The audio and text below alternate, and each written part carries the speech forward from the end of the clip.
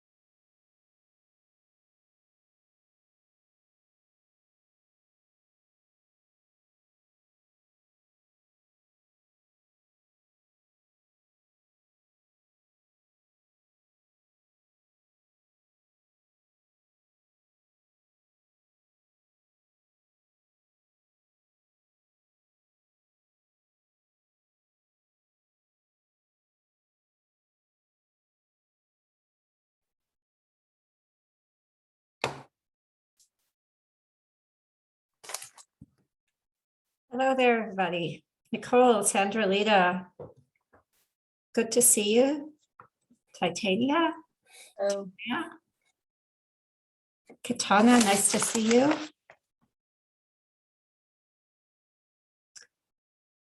Well, we'll get started here. We'll probably have more people dropping in. So the way we're going to, well, I'll start here since you're here to just see if you have any immediate questions, comments before we get into what we're starting with today.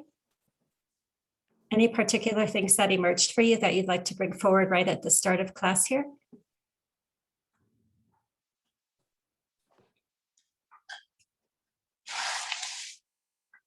Okay. Well, let's at least pop our heads on a minute and wave hi or just something so I could see you. Titania, Nicole, Katana, Sandra, Lita, hi, Talea.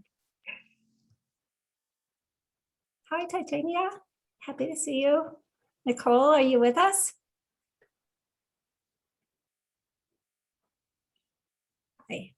Hi. You have a halo of light. Sandra, Lita, nice to see you too. And Katana, I think you're there. Okay, so I have quite a few new things to share with, or not new things, but content to go over with you. So we're going to go through this method section pretty specifically today using slides, and we'll look at some examples. Then we're going to play around with this idea of the operational definition, because I think it's a little hard to see. So we're going to look through some examples in some papers and things like that. And then let me see, where are we going from there? And then we're going to follow some trajectories related to the work that you have to do. And I'm also going to take some time, maybe midway through, to go through these resources and how to use them. And exactly how things are going to work the rest of the semester. So I'm going to wait till I have the biggest number possible here before I do that, so that everyone can get this important information. So,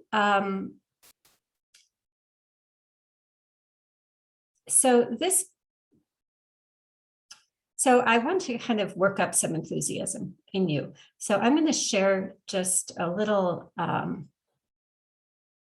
bit of just a tiny little start here to get you thinking about what we're doing in the big picture. Come on with my slides sharing.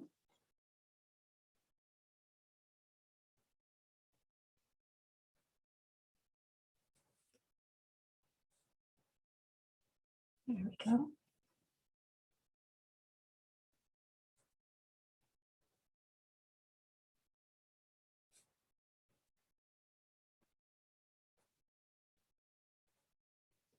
Okay, so as you do this big research proposal,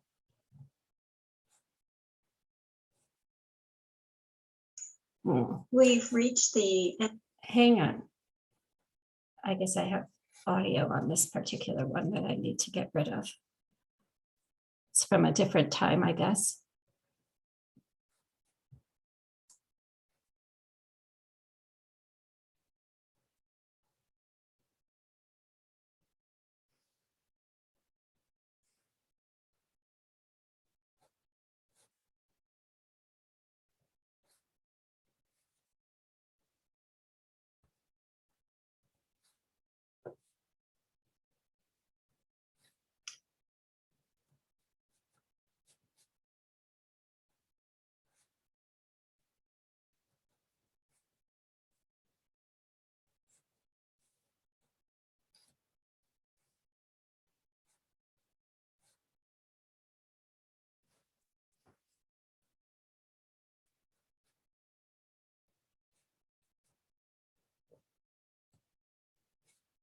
I am sorry, I have two screens and it's showing on, it's not showing on the screen I'm sharing, and that's what I'm dawdling around with here. It's somehow showing on the other screen, and so I'm just trying to resolve that. So let me just see again if this will share properly.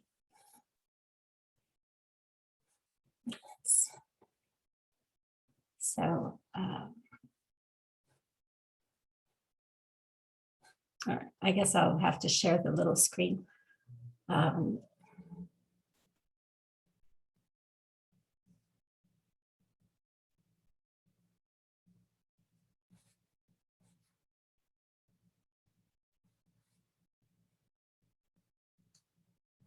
So I think what I'm going to do is present this general. I'm having tech challenges today here.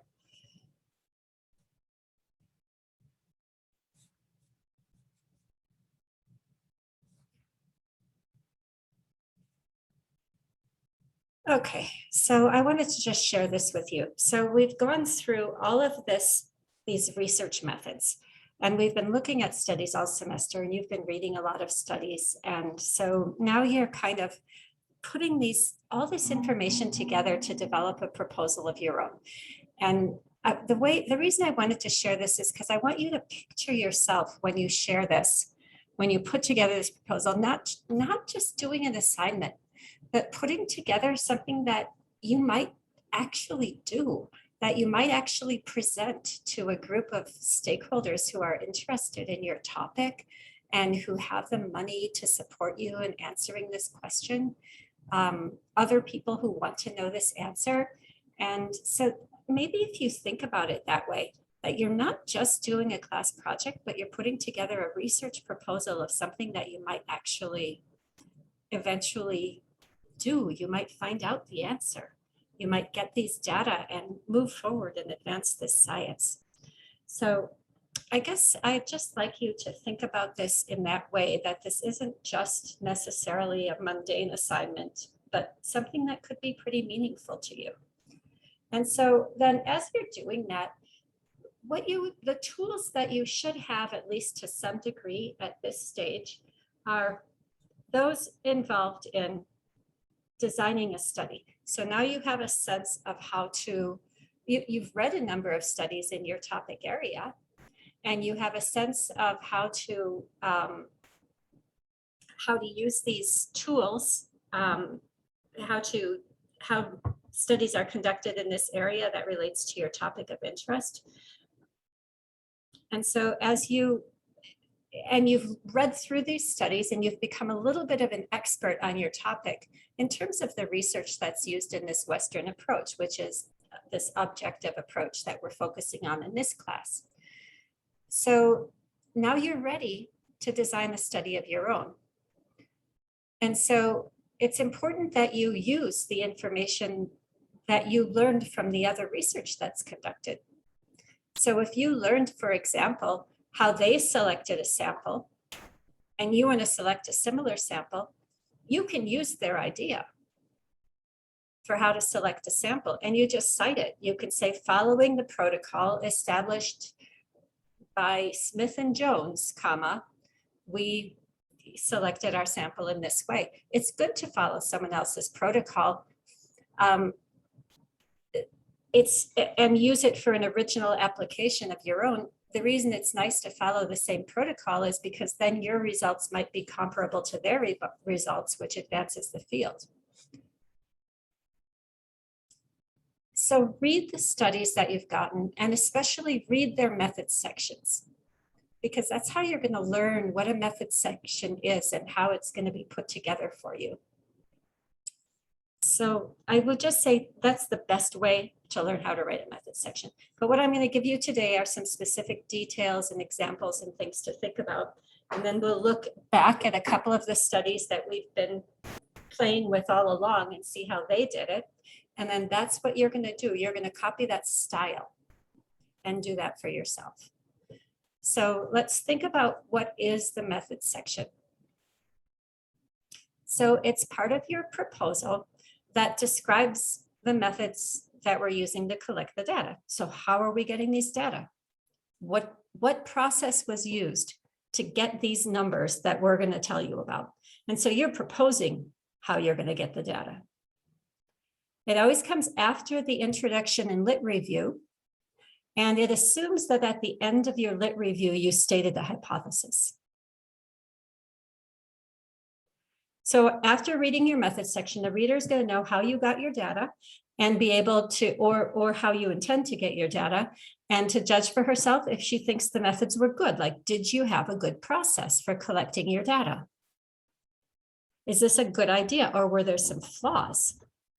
And it should be detailed enough so that someone else, if they wanted to, could replicate your exact study just by reading your method section. So there are sometimes more section. And so you would see, hang on just a second here. I changed something from another class and we're not using it here.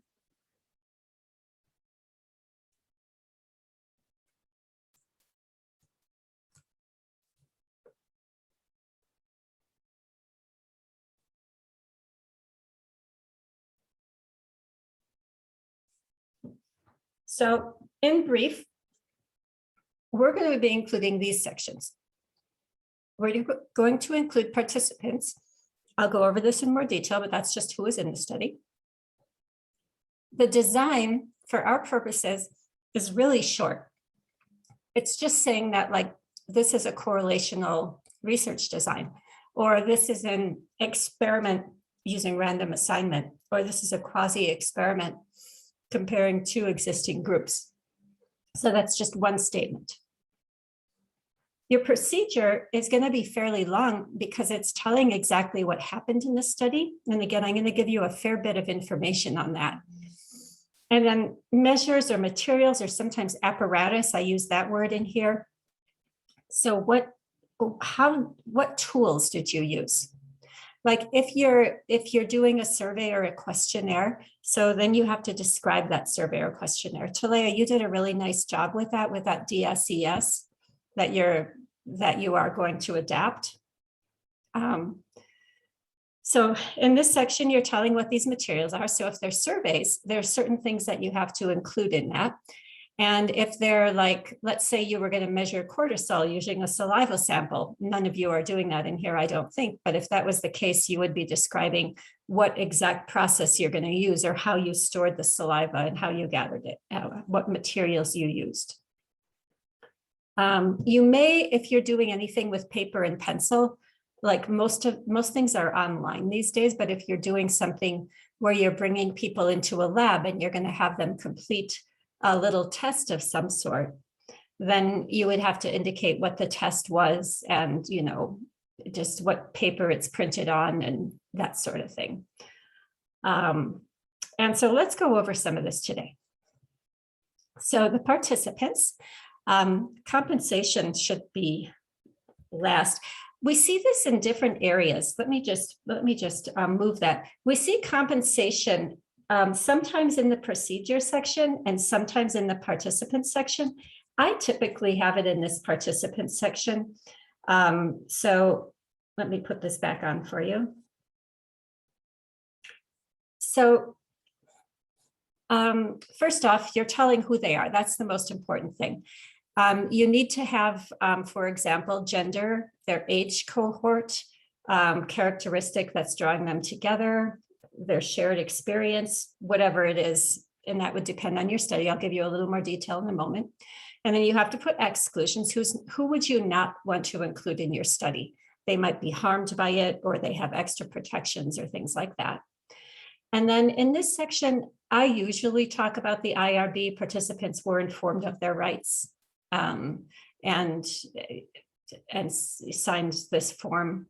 And then compensation, I often say participants were compensated in this section too. Sometimes people put that in the procedure section. So your proposal needs to say exactly how many participants are intended. So not like about 200, like if you're looking for, you have to have an exact number, and that's just important for the IRB. And very often, if you want to have, say, you have to account for some attrition. So especially if you're doing something online, you might not have everyone who provides you with a result. Their results might not be good. They might say, start your procedure and then not finish it. So you'll probably want to have a larger number of participants listed, and you'll end up with a smaller number because of attrition. And anytime you're doing something with statistics, you want to have 30 individuals, a minimum. And if you're doing a correlation, that's really the fewest that you can have. So how do you decide your participants? Well, you know that you need to have 30, and then at least. And then from there, you go on and figure out how difficult is it going to be to obtain participants, and how many can you afford to pay? And so those are some of the things that you consider. And so you get the largest number that you can, a reasonably large number, based on not wanting to have too few, because then your study has weak power. But if you have too many, your costs and time will be too great. So you find the number within there. And then you assume that some of those will drop off. So you want to end up with 30. So you might propose to have 40. Or you can use a larger number. I mean, larger numbers to a point are better. But just always assume you're going to lose some. So if in the end you need to have 30, start with a little higher number. Then you want to say, if you were writing about a study that you'd conducted, then you would say exactly how many were in at the end. But since you're doing a proposal and you won't know how many actually follow through, you're just going to say how many you intend to include. And then the demographics of your sample, including age, race, gender, and so forth. And you won't be able to include, if you were doing it for a study you conducted, you would tell exactly how many were what age and so forth. But you're just proposing it. So what do you intend? Do you intend to have equal numbers of males and females? Are they all females? Do you intend to have them distributed across different age groups or of the same age group? We'll write that. So then you want to have specific inclusion characteristics. So some of you are doing studies with parents, for example. Let's read this first, and then I'll give you some examples. So there are some studies where participants have to have certain characteristics. Like if you're doing something for people who are depressed, then those people have to have a diagnosis of depression. And you'll want to specify that in your description of your proposed participants. Or maybe you're doing something with parents and children's and child's, then the specifications is that there has to be a parent and a child, probably within a certain age range, and possibly even a mother or a father rather than either parent. Or maybe you're looking at a relationship thing and they have to be married. Or maybe you would decide they could be married or cohabiting for this length of time. Or maybe they must be a certain income range, or they must be, say, Navajo or African American. So you have to state that then. Are there some characteristics that have to be met in order for them to be included? And this should be as specific as possible.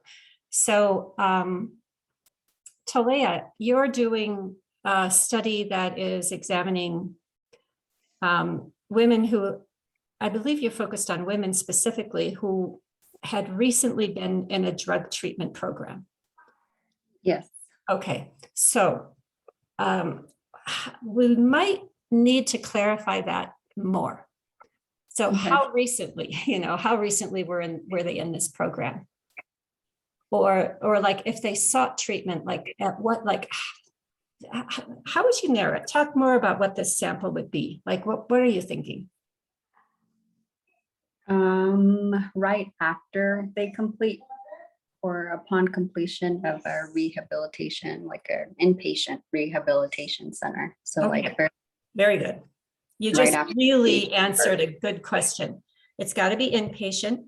They have to, and how long since they completed it? 6 months, a year, 2 weeks? How long? a month. Okay, so within 1 month, and so it could be the day after they got out or a month later. Is that the idea? Yeah. Okay, and I know you're looking at like the effect of spirituality on the effectiveness of their treatment. I wonder if you're going to have a long-term data, because you won't really know how effective their treatment is 1 month later, but if they still haven't fallen back, 6 months later, that might give more meaningful data, right? So you might have to gather data at 2 points, if that So makes sense. yeah, I thought I included that in my methods section where I wanted to do, I believe it was 3 different assessments. Okay, that's where I was a little mixed up with yours because you had it in the measures and I wasn't sure if it was pertaining to, yeah, very good. I didn't understand that. I understood that thinking you were talking about what the DSES validation process had done. So, Okay. yeah, that's why we No. organize it into sections. So now I understand. That's excellent. So you're going, so in your design then, so say again what you're going to do, describe that, the timeframes again. Within 1 month after completion of an inpatient rehabilitation center, we'll Okay. conduct measurement assessments. I believe I said 6, 9, and a year. So this is very good. And the language you're going to need for your design is what you're really going to have is a longitudinal study. Yeah, I was kind of And you mimicking. would be use words like a time, you might be doing a time series analysis or something like that. I like it. That's a really nice design. In your design, it's likely that you're going to have a lot of attrition, meaning that you won't be able to find all your people or they won't participate each time. And so Right. you'll want to start with a larger sample than you want to end up with. Mhm. And that's going to be a critique that you'll probably have to listen to because they might wonder about those who dropped out, you know, anyhow. But that's going to happen. That's a big problem with longitudinal designs. Yeah, very good. So I think that this is why we pay attention to these sections a lot though. So that's basically my comments in your paper. Just, I wrote some comments in your paper that just address that. Okay. Because you had a nice job on that. Overall, it's just they weren't all in the right sections. Okay. So where do I need to have the my measurement assessment numbers? Where is that? In measures, under measures. I'm going to talk about all that here. And then Okay. if you still have the questions, you'll probably have to add some. You have a really nice start though. But then if you still have questions after we go through all this, then we can deal with that specifics because I think this will answer it a little more clearly. Just thinking about participants and inclusion characteristics a little bit more. Nicole, with your video game study, who do you think that you might be wanting to include? Like, are there any specific characteristics that participants must have to be included in your study?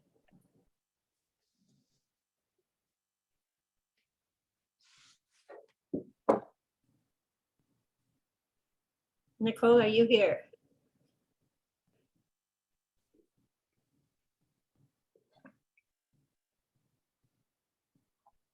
Yeah, I was taking a call really quick.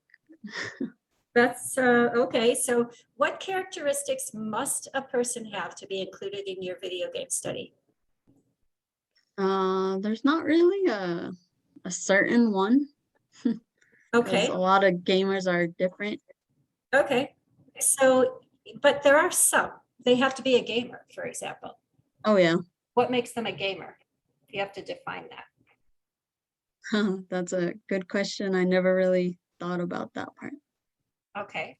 So maybe they have to play for a certain number of hours a day, or they've played for a certain number of years, or they just self-identify as a gamer. Like, you'll have to really be clear about, to be included in your study, they have to be a gamer. And what does it mean to be a gamer? So this will be part of your participant section. Okay. Anything come to mind right now that defines a gamer? Not really. All I can say is that we're all different. We can all play a certain amount and all of that. Okay. Can I say something to that? Of course, absolutely. Okay. So that was a good question because my son, he asks me that like all the time, like what'll make me a gamer? And I would ask him, like, what do you think makes you a gamer? What do you think doesn't make you a gamer? And he says that if he doesn't have like the proper equipment set up, like I think like on YouTube, they have like a desk and there's 2 monitors, 2 screens up. They have a certain kind of keyboard. It's a lit keyboard with, that like different colors. Their mouse even lights up. He has a proper gaming chair. So he jokes and he says, well, I guess I'm not really a gamer because I don't have all the fancy equipment like the gamers on YouTube. So I don't know, maybe that could be a suggestion. Or he says that he's not really a gamer because I don't allow him to play during the week, like during school weeks. He's allowed to play like during the weekends and like on his breaks or during the summer. Those are the only times he can play. So he considers himself like not an actual gamer because he doesn't have all the fancy equipment and he's only allowed to play on certain days. So just to add to that, or maybe give some idea to it. Donovan, you were saying something as well? Oh, yeah, I was just gonna suggest, like, yeah, that's kind of like what a lot of the kids nowadays are considering being a gamer, is like having the proper equipment and having, like, I'm not even sure what they're called, like a PSC or just stuff like that. And then but then as parents, I think there's some parents who are actually gamers too, because they're like constantly sitting on their phone and like playing like Candy Crush or just other things too. So that could be like considered a gamer too, I think. Well, I think this is helpful and I want to continue this discussion. So what is a gamer? So could a gamer be under the age of 18? Yeah. Okay. So they could be under 18, but possibly Nicole doesn't want to have that. But any age they could be, any gender. Must they have gaming equipment?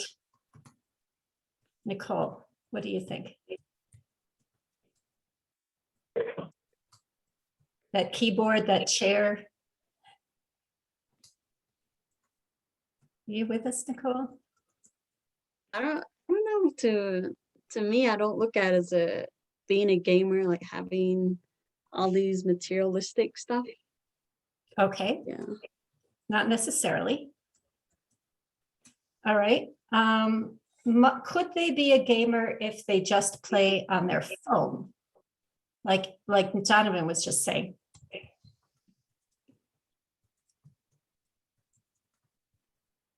Possibly, yeah. I never really thought about like Candy Crush and all that stuff. Okay. Must they play competitively, like with others, or what if they just play solitary? Can solitary players be gamers? Yeah. Yeah. Or maybe she's thinking about a certain type of game. Like, is it just like what is it, like PS4 or PS5 or Nintendo, those type of gamings, or like computer games or phone games? Or even for that matter, what about I'm more board leaning games towards like console games like Xbox One, PS4, all of those, and like the games that could be transferred from an Xbox console to a computer. And I'm writing down your answers here. What about board games? Like, oh gosh, Dungeons and Dragons, all those Avatar kind of games that people play. There's so many of them. Is that considered a gamer? Yeah. So board games could be included, those kinds of Avatar, those long kind of fantasy games. Yeah. Okay. But I'm mainly focusing on the console games and the computer ones, not the board games or like Candy, like the phone ones. Okay. So mainly focusing on it. So your decision can be to exclude people who only do the board games. You can make that decision. Okay. what about if their play is restricted by their parents, like Donovan and Talea were talking about? Can they still be a gamer? Could they be included? Or they like have restrictions by their coach, they're in college and get some sort of restrictions on them? I would still consider them gamers, even though it's still restricted, but I would still consider them as gamers. Okay.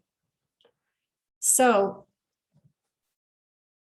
what you would be doing if you were going to gather information is you would be developing a screening tool. And when I did this, I was using an online process, and I wanted to get data specifically similar to what Talea is doing, actually. I wanted to get data specifically from people who had been in a treatment program specifically for alcohol, and they had exited from that program 6 months to 12 months ago. They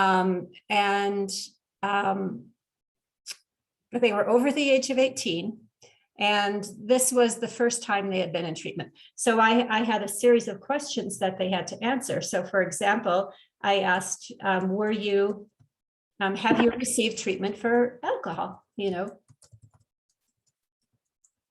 And if they answered no, then I took them to an exit page, and I said, thank you for your willingness to participate. You weren't qualified. In some way, it was said that they couldn't participate. And so then I think I asked, when was your treatment? When did you leave your treatment, or something like that? And if it was, and then I had a bunch of numbers, 1 month ago, 6 months ago, so forth. And so they selected, and if they selected and they didn't fall within the time frame I needed, then they were exited. So it was just a series of yet really simple checkbox screening questions that quickly got rid of the people who didn't qualify. So Nicole, this is sort of what you would be doing. You would be thinking about, how would you get the right people? You have to get people who are gamers. How do you define gamer? And so you have to be really specific, and even imagine yourself making these screening questions. Like, I don't know what they would be. How long does someone have to be playing games? What if they don't play much? How long? Years? Or could someone who just started 6 months ago be a gamer? 1 month ago?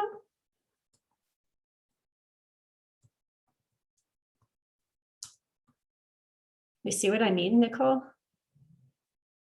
It sounds tedious. It's probably, maybe it doesn't sound that fun to you, but how long must they have played games? How often must they play games? And it's up to you to define this.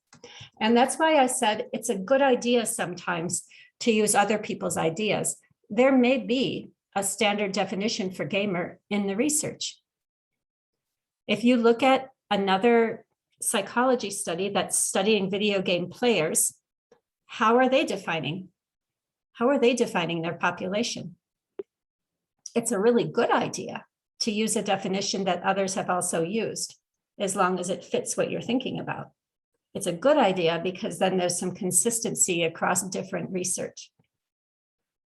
So your first bet is to look and see if there's any existing definition for a gamer, or how other psychologists are choosing their population. Does this make sense to you? Yeah. It's almost like an operational definition. Who's included? What characteristics must you have to be included in this study? So I'll leave that in there, I guess. Then we also need to have some exclusion characteristics. So are there people that will not be included? So are you going to, in going to Nicole's idea, are you going to, let me read these examples and then I'll go back. So for example, in this case, maybe if you're studying people with depression, you want to include just people who are depressed, but if they also have schizophrenia or they also have anxiety, that would complicate your study, and you don't want them to be a part of this study because it would mess up the data. And again, remember, people aren't being rejected. We're just trying to do an objective study. So we have to have a population that is kind of homogeneous, similar in characteristics. They should not have a serious alcohol or drug problem. Maybe you want, if you're studying people with depression, you think that it would complicate your results if they were taking medication for depression. So you don't want to have people who are taking medication. You want to focus just on people who are suffering from depression, but they don't have any comorbid disorders. They don't have any serious substance use disorders, and they're also not taking medication. And maybe you have a treatment in mind, but all those other factors would complicate it, and you wouldn't know if your treatment worked. And so you want to really target just on these people. So these would be some exclusions. And jumping over for a moment back to Talea's study, do you have anyone that you would want to include? Would you want to exclude, any people with comorbid disorder or something like that? Or not? I mean, what do you think, Talea? In the alcohol or substance use study that you're doing with respect to spirituality? What exclusions are in my study? Is that what you mean? Who would you want to not include in your study? Oh, I put like individuals who have like a major cognitive disorder, Yes. or who are harmful to their self or others, or like you were mentioning earlier, I also added like if they missed like assessment sessions, like I can't include that in my data because I don't know where they have been, or I don't know how accurate the information would be if, they've been gone for a period of time and then they come back to do an assessment. And Talea mentioned something really important here. She said she's not going to include people who have, I think you said, cognitively disabled. And I want you to remember, thinking back to our IRB work when we were studying the protections or subjects' rights. So we have some groups that are particularly protected, meaning that you shouldn't try to work with protected populations unless you have something focusing specifically on them. And those included like people in prison, people who are vulnerable in essence, people with cognitive disabilities would be special protections. If you want to work with them, you have to specify. Children, you should all specify that you're not including people under 18 because there are special protections. And then you'd have to write a lot more about how you're going to ensure that these vulnerable populations aren't included. So you would want to exclude people from vulnerable populations because of that extra process that you would need to have taking place.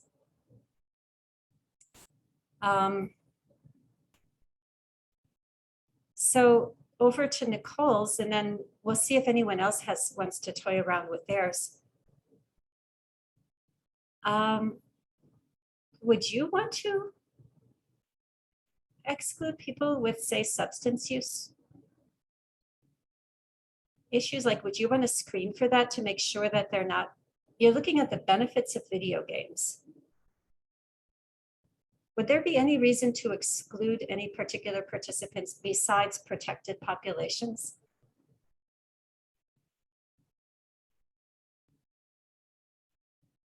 You want to exclude people under 18.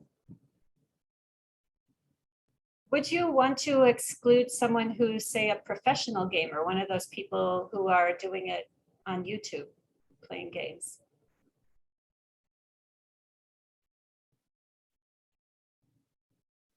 I don't think I would really exclude anyone. Just Just the age thing, that's about it. Okay. So yeah, so the reason we identify exclusion. So is there anyone who might be harmed if they respond to your survey about their gaming? I guess that's the kind of thing you want to think about. Is there anyone whose data might be markedly different from those of the other people? What about second language? What if English isn't their first language? Or what if they don't speak that much English? That might be hard, right? It might distort your data. Thinking of this really cold objective stuff again. This is all stuff you want to think about in any case. So here's an example. Participants will be a convenience sample. And you'll maybe recall that that means that they're just selected because they're available to the person gathering data, of 30 couples who have been married or cohabitating at least 10 years and are at least 30 years of age and under age 55. Okay, that's nice and clear. We have age. We know exactly how she's defining that they're a couple, meaning they're married or cohabiting 10 years. Both members must be employed full-time outside the home. We don't know what she's studying, but she wants them to be outside. Couples may be of any sexual orientation. Okay, so they could be homosexual couples, and any race or ethnicity. So she specified this. She's not limiting that. Couples with a reported or documented history of domestic violence will be excluded. So she thinks that there's something about people who have had a history of domestic violence that make them different from the rest of her population of interest. So she's excluding them because she thinks they're different enough that they wouldn't be appropriate for her study. There are no other exclusion criteria.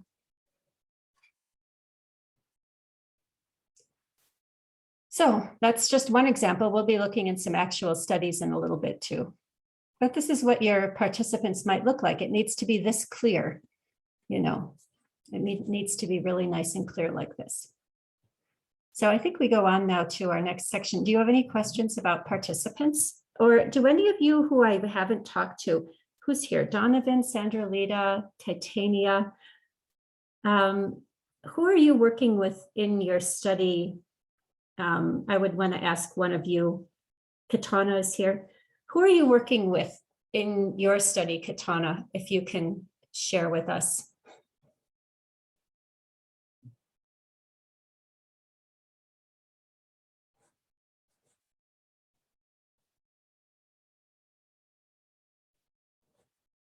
So, anyone? I think we're still in here. I think mine was more like on the prison population. And so the people that I will be experimenting on would be the ones who are incarcerated. Okay. And I'm not sure if they're considered vulnerable but I think my study is going to be more like on how if I don't know, I was trying to think of something like dealing with the like the jails here on the Navajo Nation, and how a lot of these facilities, they actually do have like spiritual things that are actually built for them inside the jail, such as a sweat lodge, a hogan and stuff like that, just to try to bring them people back into like a stable state of mind. And so and how does that benefit the individual, like as far as spirituality and beliefs? Okay. I really like the information that you provided so far. I think that this started with you thinking about how people were restricted from their religious or spiritual practices, or particularly ceremonies, during the COVID restrictions, which is a beautiful starting point. And so you decided then to examine a population of other prisoners who might be restricted. And it sounds like the population you're describing to me is people who have their movements restricted because they're in prison, but they do have access to spiritual practices. So it isn't quite as analogous to the situation in COVID where people were restricted but didn't have access to spiritual practices. Could you conceive, I really like the population that you had though, because you could compare these Navajo people who are incarcerated but have access to these practices with Navajo people or Native people in general, depending on your interest, who are incarcerated but do not have access because they're not incarcerated in the Navajo Nation. Would that be a possibility? They would still have access, I think, to like Christian types of things generally. I'm not sure myself, but I'm pretty sure they wouldn't be able to access their own traditional practices in a prison system outside of the Navajo Nation. Yeah. Could you Okay, do yeah, that? that sounds interesting. Yeah. Yeah. That seems more something that I could go forward with too. I was like stuck on that for a little bit too. So but yeah, that sounds like a great idea. Okay, now let's discuss this a little further. So you're going to have, so first off, prison populations are protected. And that simply means that you have to go through extra steps with your informed consent process. The reason they're vulnerable is because they have nothing, like they could be taken advantage of really easily and lied to because they don't have control over their own lives. And so we have to be doubly careful that they're not being pushed into doing a study that they don't want to do, even a study has very little potential for harm like yours, but they're still protected. So it just means that you can probably just write that you're going to adhere to the extra protections process during the IRB. But you're going to have then, you're going to be comparing, this is nice, people imprisoned in the Navajo Nation and outside of the Navajo Nation. So now let's get down to specifics. Everybody, what questions would we have about this that we should include? So this is the general population. What more specifics might we need? Is it going to be on male and females? Okay, Yeah, very it's good. gonna target. Yeah, it'll be both male and female. Okay. Is it And- all gonna be based on how long they've been in prison? And the severity of what they did, Yeah. like their criminal Yeah, history or what they're in prison for. Mhm. So Yeah, that'd be good Donovan, too. What's that? I apologize, I interrupted you. Oh, go ahead. Well, just stemming off of Talea's question, or maybe that was Nicole. Define time in prison, like, so are you getting people who are you're getting people who are currently in prison, right? Is that correct? Yeah. Okay. Correct. And what do you think, in order to have the benefits, what would be like a time frame for someone to be in prison? Like, do you want people who have been in prison, 6 months to a year, or people who have been in just one day, or people who have been in 20 years, or people who have a life sentence? Like, could you narrow this population in terms of time in prison? You're studying spiritual, I don't remember your DV, but go ahead. Time in prison. How could we narrow that?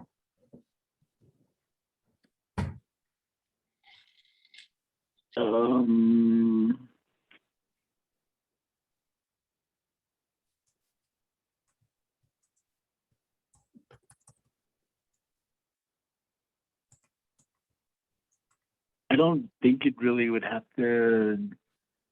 I don't think I really have a time frame and how long they have to be in there or anything like that. But it's just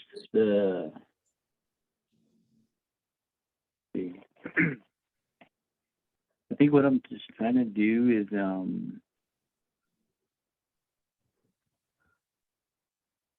don't know. I don't know where I'm going with this actually too. So That's all I'm trying right. to think about it. You're thinking as I'm kind of in live time, but you will want to specify, Donovan. So you'll want to say, choose people, even if you don't think it makes that big a difference, it will benefit your study if they have some common features. Because what's your dependent variable? What is it that you're measuring or that you are? I believe that you were measuring well-being, or what were you hypothesizing that was the outcome of people not being able to access ceremonies during COVID? What problem emerged because of that, were you thinking? It was mainly the sense of hope and the possibility of just being healed spiritually instead of having to resort to like a ceremonial practice, like a medicine man or the doctors or whatever like that, but more of a healing on your own to Okay, go forward. Yeah. that's beautiful. I think you won't have any trouble finding a nice measure of hope. I love that. I love that variable. And then you're looking at a type of self of restoration to inner harmony that doesn't rely on an external provider. And I don't know how to frame that, but I like both of those ideas, and it's up to you to frame it. So then you're looking at hope. And so now let's think about this second bullet point, duration of sentence. What if someone in your study has a life sentence and they're never going to get out? That means that they might, just because of that, have a different level of hope than someone who's going to be out in a couple of years. And so it would, you see, think of that correlation data, it would be an outlier. It would throw off your data because a person like that might be hopeless. Yeah. So I just wonder, like, what kind of a sentence do you want them to have? Do you want them to be, say, 2 or 3 years into a sentence that doesn't exceed 10 years or something like that? Yeah, I think I was actually going in that direction of thinking like of trying to help people who are going to be there for a short term, but then actually go and get out of jail or out of prison and then have a different sense of perspectives of their life and not like fall in the same situation again, you know. It's like, you know what might be a really Yeah. interesting way to approach this? Just I'm thinking aloud, and I invite others to weigh in here about what you think, but it might be interesting, instead of taking people who are in prison, take people who are, say, just out of prison. I'm just thinking aloud, Donovan, just out of prison. And the reason I say that is because if they're out of prison, then you could take those who were in prison where they had ceremony and those in prison where they didn't have ceremony available. And you could compare what is called post-traumatic growth. And it's sort of like hope. But it's like, how do you benefit from a difficult experience? And then you could compare them on this post-traumatic growth. You could compare those who were in a prison where they had ceremony with those who were in a prison where they didn't have ceremony, and see if those who had access to the ceremony had a better sense of hope and growth and benefit from that experience after the prison. I'm just wondering about that, because it sounds like you're looking for people to benefit from that experience, from that hard experience of being imprisoned. And so maybe you want people who are done, and you would certainly have clear data based on the prison they were in as to whether they had access to ceremony practices, right? So I'm just thinking about that. Yeah, I think I'm trying to like come up with a really cool study, but I'm overthinking things, and I want to go in a direction where I want it to like be a good research, but then again, I'm just like, how can you just keep it, like, just do a simple research? That way you're not spending too much time on it and thinking too much about it. And so, Yeah, I know what that's you where mean. I'm at. You have to find the, I'm like, yeah, you have to find the balance.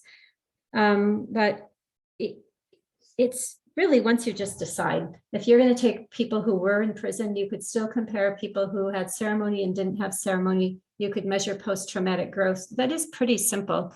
Your research question, or if you frame it in terms of a question, it would be something like,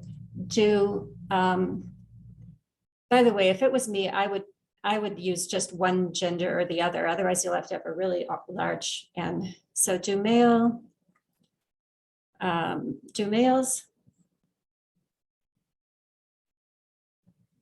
who were in prisons, who had ceremony opportunities in prison, do Navajo males who had ceremony opportunities in prison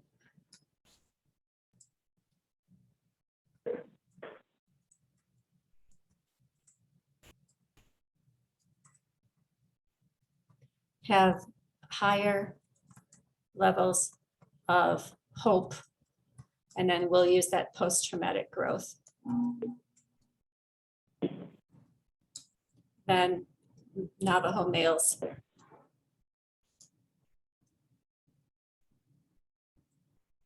Males who had no ceremony in prison. Then we'd have to specify a little bit more and say Navajo males recently released from prison with ceremony practices available. That's how we would have to say it. And then this links to your hypothesis, and you might hypothesize, if you wanted to state the same thing in a different way, you would say Navajo males recently released from prison, from prisons with ceremony practices, have higher levels of post-traumatic growth than Navajo males recently released from prison who had no ceremonies. That would be your hypothesis. And so from there, you just have to define a few things about this. You just have to define what does recently released mean? Does that mean 6 months ago? Within 6 months? I'd say, yeah, just define it that way. Just do it like that, right? And you could just say released within 6 months, released within the past 6 months. What does Navajo mean? Does it mean that before prison, that they had a practice of ceremony? Navajo males who practiced ceremony prior to being in prison. So we'd specify a couple of things. So you would have your hypothesis, then you just clarify some aspects of this. I mean, honestly, this is like half your study right here. So these are the kinds of things we think about. I have written a bunch of stuff down, Donovan, and I'll send it to you, and it's just things for you to think about. But I'd say you could stay with something like this, and the same is true for any of you. You could write your hypothesis just as we've done here, and then just define it. Who are these males going to be who are included? Are there age ranges? Does this person have, I'd say exclude people who have, say, concurrent disorders of some sort, because that would hinder post-traumatic growth. So you might exclude those people. So yeah, I'd say it would be a really cool study, to tell you the truth. But anyhow, let's go on and look at procedure. And then if anyone else wants to bring their things forward afterwards, we can. So your procedure is a step-by-step description of how your experiment was conducted. And it should include a description of the design. That's what I talked about briefly, and how participants were assigned to conditions if you did an actual experiment. You want to identify and define your variables. And just like we practiced earlier in the semester, give your variables clear, meaningful names so that your readers are not confused. Sandralita, I think we talked about yours last time. You were measuring, I think you had discipline as one of your variables, and I had suggested clarifying it and saying parental discipline on minor children or something like that. So yeah, give them really nice, clear names. And if you have a control group, name that. And then tell what instructions participants were given. You'd want to have a step-by-step listing of exactly what participants did during the experiment. So you're going to, again, say what happened in what order. And so you're going to say what things will happen in what order. And so every process that participants get, participants arrived at the lab. When they arrived, they were assigned to a seat and given a demographic form to complete. While they were sitting there, a Confederate approached them, and it's like that. You're going to note where the activities took place. If you're gathering data online, then you state what tool you're using. Like I used mTurk for mine. And then there might be other important details of what's going to happen. Like what are the participants, what exactly was they done? And remember, the point is you want someone else to be able to replicate this. So they should have a pretty clear idea of what you did. So you want to include recruitment in this. You want to describe like what type of sample we'll use. And so now you're going to talk about how they were recruited or contacted. How did you pick them out? How would you find your prison population, Donovan? You might have to contact, you might be, once your study was approved, you might be getting confidential information from the prison system, so you're going to say based on, you have to at least posit a way that you're going to get information about your participants, about who they are. Talea, I don't know, maybe you would say that you were going to get a list of recent people who had recently been released from treatment centers. How are you going to find these people? And then what are you going to do to ask them to participate? Are you going to write them a letter? Are you calling them? Are you just posting something up online and looking for people who volunteer? How are you going to get people to participate in this? And then, in the old days, we would use flyers in grocery stores or maybe call people randomly. That's not done much anymore, but how are you going to recruit them? I recruited them using mTurk, which pays people just a little bit of money to participate in online surveys. So here's an example. The sample was recruited by posting flyers in 5 community centers that housed after-school programs for elementary school children.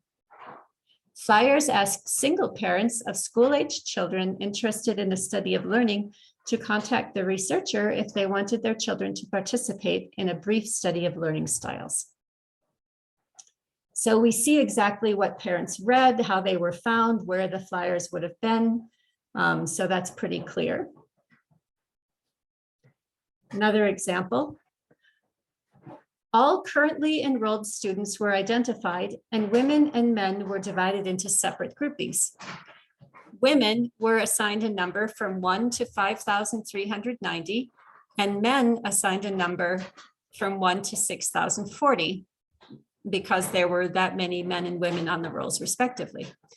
Research assistants drew numbers with a computerized random digit program and contacted women and men and asked if they would be willing to join the study until by sampling with replacement, 400 women and 400 men had agreed to be in the study. It's another way. You need to tell who's collecting data. So if you're doing interviews or focus groups or something like that, you should specify it. It's less important if you're doing something online.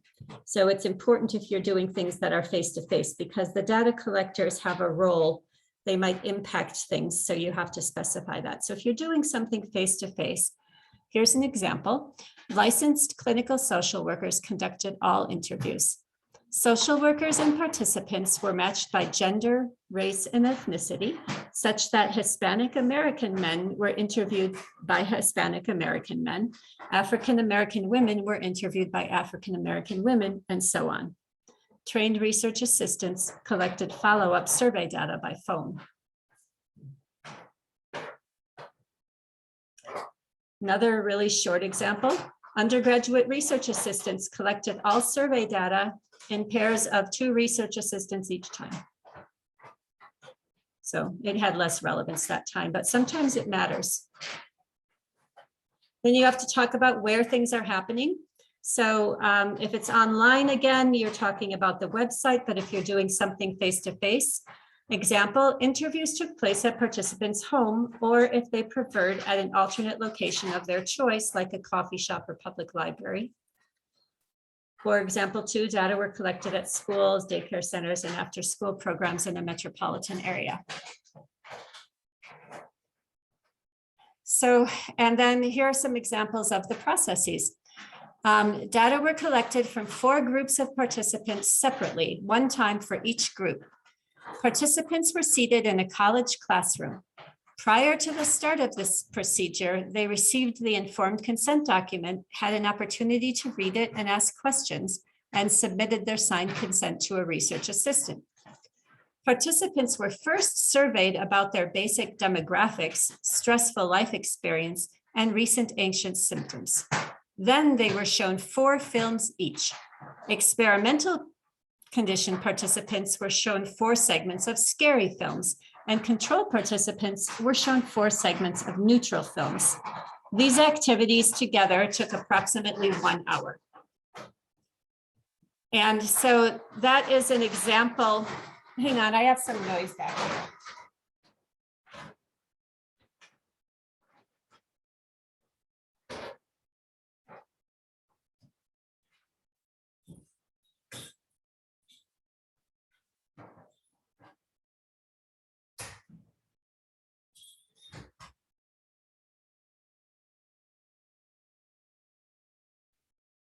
So you get a sense of what this is. So someone reading it would have a sense of how to, what exactly was happening in your study.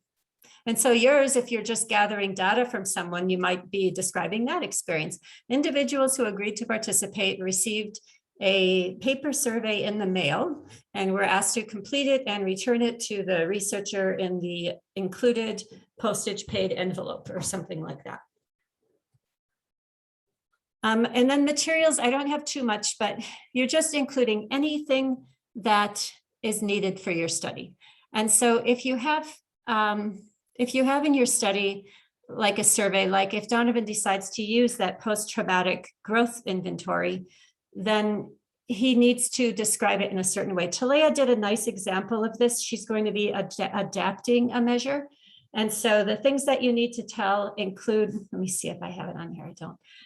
Include like how many items are in the scale, usually an example item or 2, what constructs it measures, and then there's some data, and I have this all in the template for you, but then there's some data like the reliability and validity scores. So that's basically what you have to include. And remember, you're always trying to be as few words as possible. So you try and be really efficient with that in terms of your language. And so that in a nutshell is your methods section. But you have to keep things in their right sections. So if you are talking about materials, your whole focus is just on describing the materials. So I guess that's the main point of how to organize your section. And so you'll find that in the template. So what comments or questions do you have just at this time? I'm going to go on and show you some I have a material. question. Yeah. So this is Talia. I think for me, where I struggle with and try to come up with everything is I'm just not aware of what we're able to use. Like, for example, when you said that you use some type of online tool or something, like we're Yeah. not aware of stuff like that. So we don't know, you know, what and how to come up with it. I think that Okay. like, yeah, the examples are good, yes, but for me, it's still a struggle because even with, you know, the material section is where I struggled with. I didn't really know what I was supposed to include in there, what I was supposed to use, what tools are out there that exist that I need to do for the study, or what will help it, what will benefit the study. Like I just don't know those extra details that Okay. are needed for a study. So it's really hard to try to come up. Well, for me, that's been my struggle, is how to come up with it. Like, how am I With the measuring method. these things? How am I gonna get these participants, or how, like, I I'm really understand, glad. going off of the research studies, and that's a lot of, what helped me write mine was I was just kind of like mimicking or trying to go off of another study. Mhm. And I guess that helped a little bit when you said to go off of another study, because I thought it was, wrong for me to do that. So I tried not to do too much of it, but it's what helped me kind of get an idea of what I was supposed to do. But Okay, I'm going to take two threads on what you just talked about. I'm going to help you to draw the line between those two, and I'm going to give you some ways of getting participants. So, or like how, let's see, what are we talking about? I mean, Samples. not just, participants. I mean, I'm talking like about the whole thing in general. Like, Yeah. how are we supposed to know what survey tools we can use online, or Sure. Let me give you a what few materials examples. we can use? So first off, if you are gathering data and you want to stay with online, there are a few different ways of doing it. So you're talking about getting your survey out there, right? So that would be like materials. Is that kind of starting at that point? So let's say you have your survey and you want to do it online as opposed to mailing it by paper. So you could do paper, and it's not really a survey, it's a questionnaire. Let's call it a scale. You could use a paper scale and use snail mail, but that's pretty outdated now, right? You could do like a telephone survey, something like that. You could do a sort of survey where you're in a public space soliciting people that are walking by you, like they do in, shopping centers or things like that. That's not a very good way because it's not very intentional about who you're working with. Sometimes it's a good way if you're doing an experiment. We'll just call it in passers-by. But these days, a lot of what happens is online. And so this is where you get into needing different tools. So you see some things like Facebook surveys. So that would be something where you have developed your tool, or you have downloaded your tool, or in Talea's case, you've taken that tool and adapted it. And now you've posted on Facebook something like to all your friends saying, if you know somebody who meets these criteria, and I'll tell you what this sampling method is called.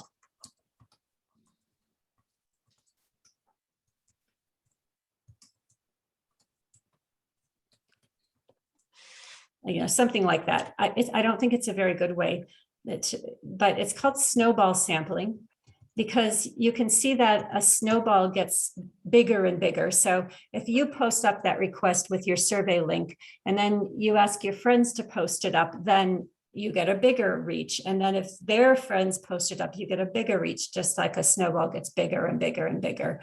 And it's called snowball sampling. And you would have your survey set up in such a way where people were screened, and the survey tool might be on survey. Okay, so yeah, you don't know that. So let's just say if you're going to do an online tool, if you're going to do an online survey, there's two things to consider. How are you going to get participants, and where is the survey going to be online? So first question, let's write how to get participants. And we'll call that sampling. And then the second question is the tool that's going to include your survey. And there are a few popular tools, but let's just say you can just decide to do SurveyMonkey, because that one is available here at this college. And you would just have a screening just like I did. You would put together a screening logic and then put together the actual survey. You would be able to screen participants and then they could complete the survey.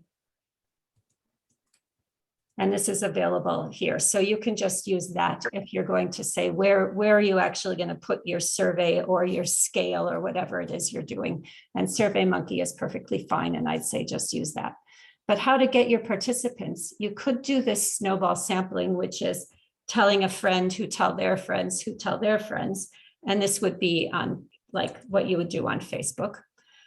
You could use an existing database. And the example that I gave you was called Amazon Mechanical Turk, and it's abbreviated to MTurk. And this is where paid individuals who sign up as workers and take surveys to earn extra money.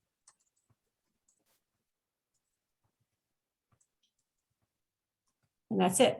So you pay your people right on Amazon MTurk and you can screen them and do everything you need to right there. You could do like the kind of thing that you see here on campus where you send out like a mass email containing your survey, and you might describe in your subject line. That's another way that you could recruit servants. That's not sampling, this is recruitment.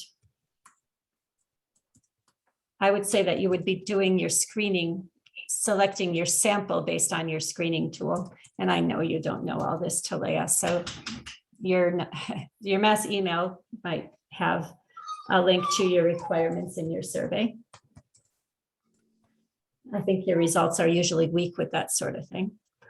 And there are other ways, like even SurveyMonkey offers to find participants for you. Like you can pay them and they'll get you participants. So you could imagine that you have funding for this and you could say you will pay SurveyMonkey to find participants for you.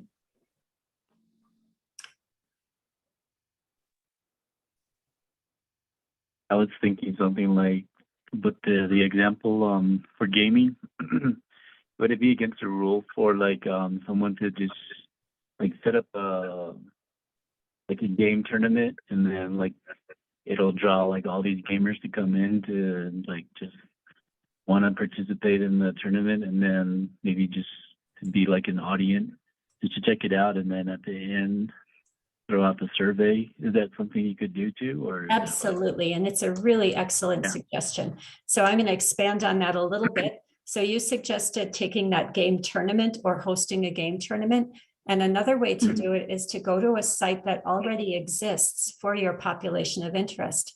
Like, for example, there are websites that support all sorts of different things. Like there are websites for people suffering from depression. There are websites for people who are into video games. You know, just go online and then join that group and see what their permissions are. And then you could post it within that group.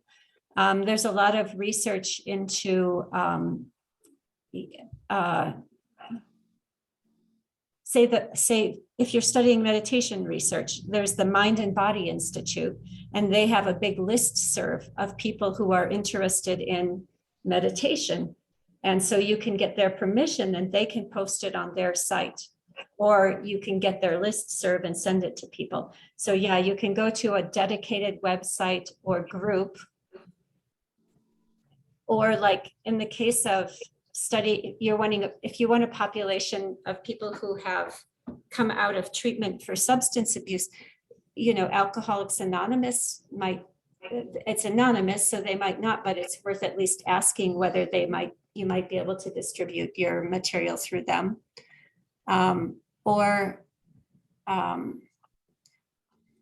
Like using your local school to see if your survey could be distributed through the school. And then if your survey is on a link, just say SurveyMonkey. You're going to put your survey on SurveyMonkey. So that'll take care of the measurement of the measures. And so you can just describe SurveyMonkey is a tool a survey tool available for creation and dissemination of surveys.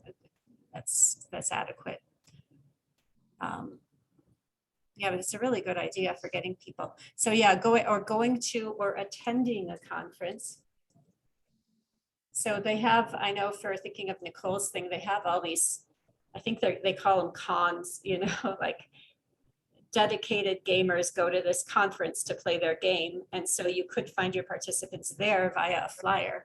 So all of these are ways that you could do it. And then you'll read about more creative ways when you look at your papers too. So maybe that's a little bit helpful for what you asked, your very good question, Talia. Yeah, it is. I wonder what other things we might have missed. A lot of what we learn by reading studies, and we read the methods section in studies, and I'd really recommend that you do that as a way of getting started. So we have such a long class here, and I lost a lot of you last time when I went through some content. So I almost hesitate to take a break. But I'm not going to take a break just now. Let me just show you what I have up for you now. Some of which you will already have seen. Are there any other questions though right now, or especially Talia, based on that one question, do you have more questions that we should address together? Things that you don't feel maybe that you understood or learned well enough in class that we could talk about now? Not necessarily, just more like comments, I guess. Go ahead. I guess in writing these, like I feel really intimidated, I guess. Like Yeah. Oh, and it's really that, hard.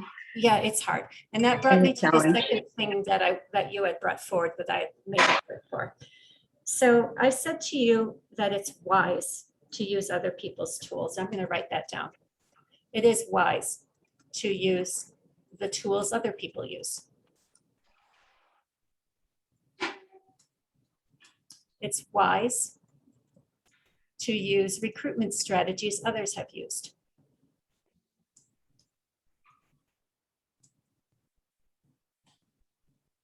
It's wise to use their definition of a population. So Talia, when you're looking at your treatment group, see how other people, if they're looking at people who've come out of treatment, how are they defining their population? To use sample criteria of others. All of these things are really good. So here's where, when you're just new at this and you're not so familiar, it can be really easy to just want to copy down what that person said because you don't have confidence in your own writing in this genre, and they said it so well, and so forth and so on. So first off, anytime you're using these things that others use, you have to cite them. You can say it, you should say it even pretty directly. You know, like you, for example, Talia, are going to adapt a survey, the DSES, I believe, and you're going to adapt it so that it addresses spiritual practices in the Navajo tradition. So state that directly. The tool will be an adapted version of based on the protocol established by, and then cite that study that you told me of that other tribe. And that's kind of what you did. So you're going to want to cite them. So you source them really obviously and directly, not even subtly. Okay. Because it's a good thing. It's a good thing. And so you're going to cite everything. And then what you want to think of yourself when you're actually doing the writing is so read the paper and understand it. And then put the paper down and turn to your computer and write it down the way you understood it. And in doing so, you'll find that you're going to get better at understanding it and you're going to get better at writing about it. If you're not sure how to say something, you can look at examples, but don't look at just one example, look at several, and then put the papers down and say it in your own words. So when you're talking about certain things that are only said one way, like the validation criteria included Chromebox alpha scale or whatever it is. You know, it might be the same regardless, but for the most part, that's the way to avoid plagiarism. And plagiarism is like stealing. Like imagine that you had written a song, you know, and performed it, and you performed it at, say, a campfire, and someone at the campfire liked your song and decided to perform it and claim it as their own and just sell it all over. Like it's stealing. It's stealing. I mean, even if you are in a sharing culture, and I really appreciate the perspectives on property within a sharing culture, we want always to be sure that we aren't claiming someone else's as our own. That's a really kind of it's a violation, you know, it's a form of dishonesty. And I don't think that that kind of dishonesty is touted in any tradition. I don't think it's aligned with anyone's kind of ethics. And you can avoid it by, first off, when you took someone's idea, state it directly. And secondly, by reading, understanding, and then stating in your own words, and then citing the source of the idea. If it's absolutely essential to have a quote, like let's say you're going to use the exact definition that someone else used for one of your variables, then you can use it if it's a short phrase, you know, if it's short. Smith and colleagues defined gamer as, quote, an individual who plays games for 10 hours a day for 10 years, whatever it is. And then you would put the year and the page number where that quote came from. And you'd list it in your reference. But don't quote anything unless it's absolutely essential that you use those exact words. Keep your piece in your own writing. And it is a hard genre, you know, and you'll keep getting better at it. Like when you write this paper, and then if you write another one in a couple of years from now, you're going to look back at that and you're going to be proud of this effort. And you're also going to see lots of ways where this could be better. So it says it should be. So plagiarism is a pretty serious offense. Most campuses I've been affiliated with will go so far as even to expel a student for plagiarizing. It's something that typically there's a procedure in place for, like report this, if there's plagiarism, report this to your chair, who will report it to the dean, and usually there would be an academic misconduct hearing. And plagiarism is, of course, copying, taking another person's ideas or words. And so you have to do your own original work. You take their piece of the puzzle and you say, this is this person's piece of the puzzle, and I'm using it in this way, but you can't make it your whole paper. So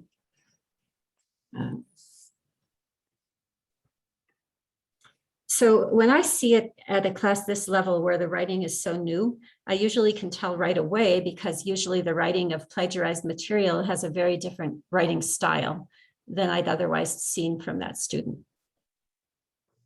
And so it's kind of usually fairly easy to detect. And the way I usually handle it is I want the person to know that I've identified it, and I want them to fix it. That's usually what I do. I prefer that because I tend to assume the best of people and assume that if they've plagiarized, there is a good reason for it. So probably I will want to be talking to you about it, and you'll be redoing it. And then if we had a persistent problem with it, then we'd have to take those other steps. But as long as you're taking ideas, using the techniques that others have used without taking their words verbatim, and being sure to cite them, because it's a really good thing to use similar methods, then you should be in good shape. It is a hard genre. It is a hard genre. And the more you read in it, the better off you'll be. So I had originally scheduled, even in the syllabus, that we're not going to have class the week of Thanksgiving. I've often found in the past that students are just like, they're traveling, they're just, because it's Wednesday afternoon, you know, and so it doesn't seem always wise to have class Um, which means that, you know, we'll have one more class in this way. And then I can have individual meetings with students, but then we'll be into presentations. So then we'll be close to being done. So you'll want to schedule a meeting with me if you have any more questions after next week. But I did put together these specific resources for you. So I have a presentation template. So we'll be doing the presentations in class. We might get through all of them December 1, and any that we don't, we'll do on December 8th. And then your final papers will also be due on December 8th. And so the template for your presentation, I will put up, it's at this link, but let me open it up and show you what this is. Here we go. Got too many things open today. Here it is.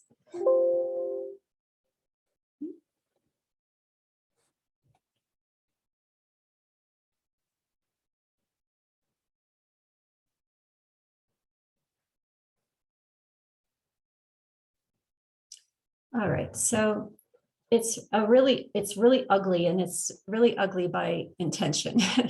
So it's up to you to beautify it and do it what you want. And a really easy way is just to go to design ideas, but I'll show you that in a moment. So first off, your template has everything that you need to know. So you can just replace this text with your own text. But this box you should delete, but this gives you some idea of title, because the title is fairly important actually. So you can just have this as your first page. And then you might want to have this introduction that I've kind of specified here. You might want to have a heading here. You can adapt this however you need it. But I was just about to tell you that you can use these design ideas. And if you look up here in the upper right corner, you'll see these design ideas. And they can give you, you know, they'll pretty it up for you pretty easily if you want to use it. You may have your own ideas about what to do. Like, for example, if my topic was on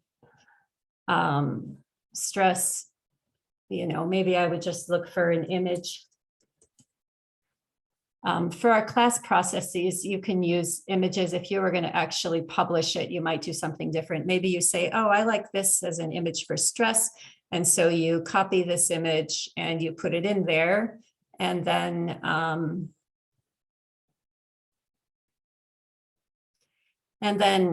they'll kind of plug that in. So then maybe that's your opening page. So you can see how kind of easy it is to pretty things up. So I give it to you really ugly, and it's up to you to make it better. All right, so then I have suggestions for each slide. You should take every word that I've written and get rid of it, but this tells you what you might do. So you might start by getting your audience's attention with some sort of an anecdote, example story, something like that.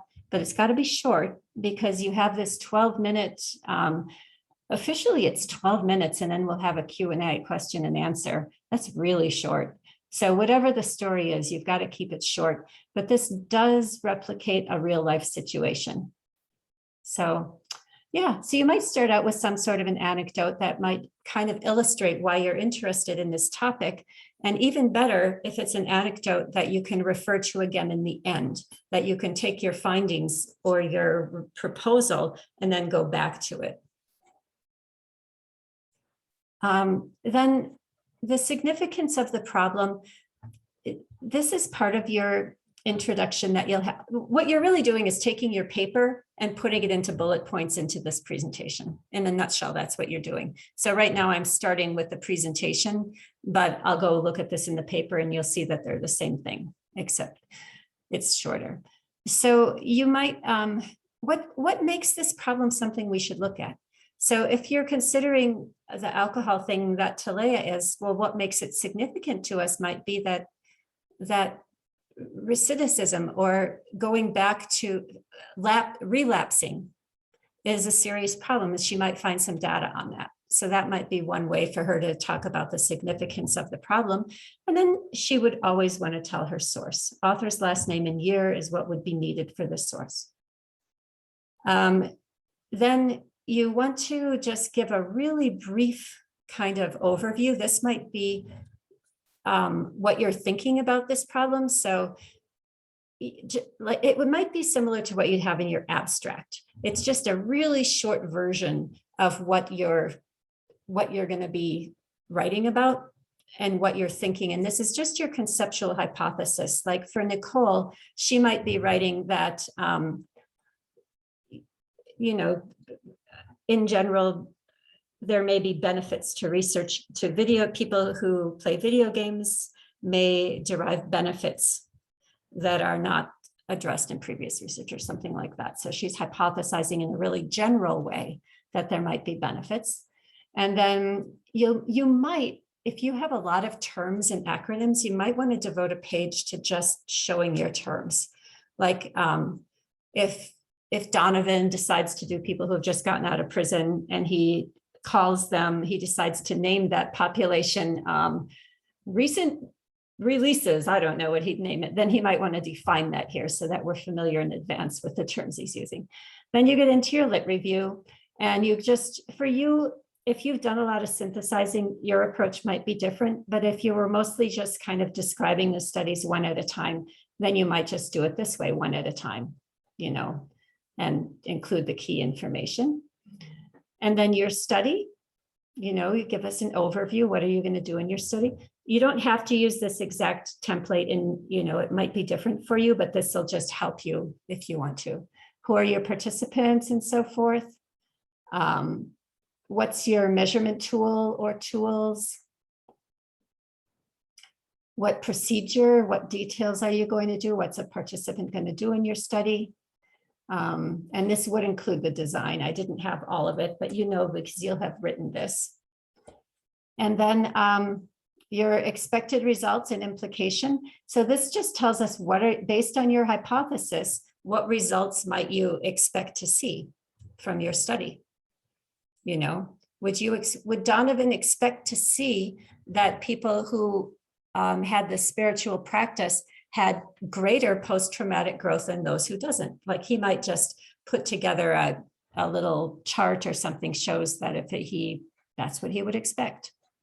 And then you'll have a real brief discussion, and it's just where you're going to summarize your main points, and then you're going to include some sort of limitation, like something that made your study weak. Just one is all you have to have. And then assuming that you got the results that you're expecting, what does it matter? What should we do? Or what more research would we need to conduct in order to understand it better? So why is it important? And you might use these short bullet points again. And then if you could go back to your story that you told at the beginning, that might be a nice example to tell us what we might do, you know, if you can revisit that anecdote. And then that'll be the end of your presentation, but you do need to have a reference, and you'll want to make sure and use APA style. And then at the end, you'll make sure and put your contact information in case individuals have more questions. And that's how you would do a professional presentation. And this is a framework that you might consider following if it works for your topic.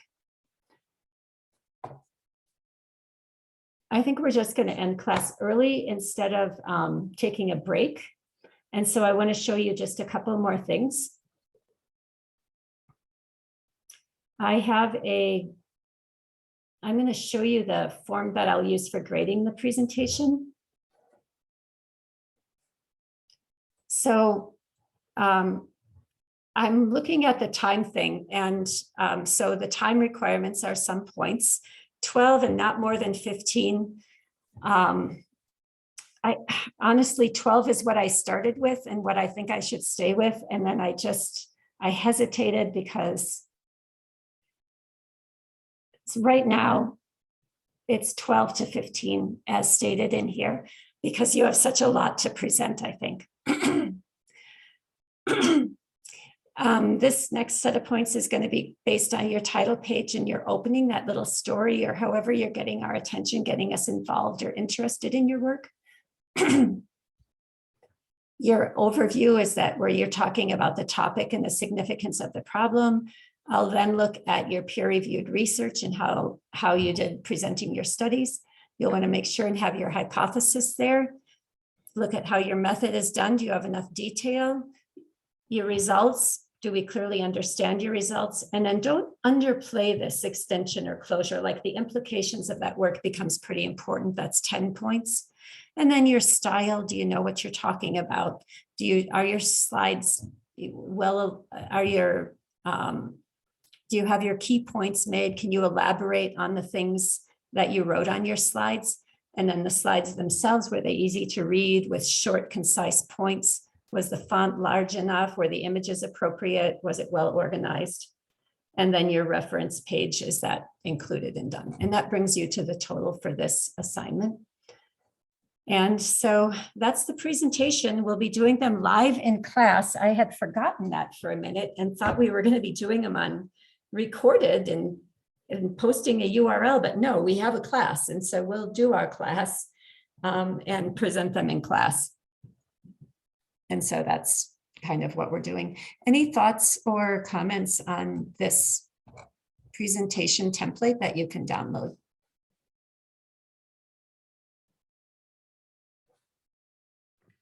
No. Okay. You've already seen some of the other things. The template for the paper is here. The paper, I was unsure of whether I had included in the template I provided previously of whether I had included that little tiny section for the results, very short, just a few sentences is needed, but I wasn't sure if it was in the previous one. So this one is more current. It's taking a minute to download here. So I think I'm gonna, there it is, but it's the same one, except I think the one I provided you earlier may not have specified this, this last section regarding just that little results and that concluding paragraph. And so that is included here, just what you should have there. And then we have one thing that might be helpful is to look at this sample proposal paper that was not posted for you before. And I'll get it here because it'll be a little quicker. And so this is just an example of someone who did a proposal. And this might help you to see how these things look. If you look through it, if you're writing your own, you're like, I don't know what this should look like. Then you might take a look at this and see how this person approached it.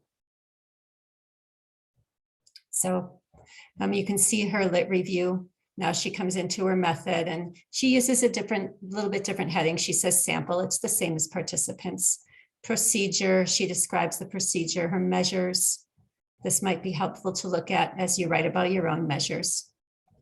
And then she describes the results and then the potential significance, this little discussion. So you have nice examples of every single thing here in this sample paper that might be helpful to you. I thought at this time I'd like to just work with those of you that I haven't talked to yet. And so I think I'm going to do that at this time, is to work with people that I haven't talked to. But if we have more things that you'd like to hear addressed in this whole class session, we can go through that. But otherwise, I just want to meet individually with, or like in a small group with a few of you who haven't yet had a chance to talk about your progress, or with anybody for that matter. I want to just talk about your studies is the point for the remainder of class. So questions or comments at this point before we kind of sign off of the more lecture kind of part of the class and sign into the part of the class where we're talking really much more about your studies.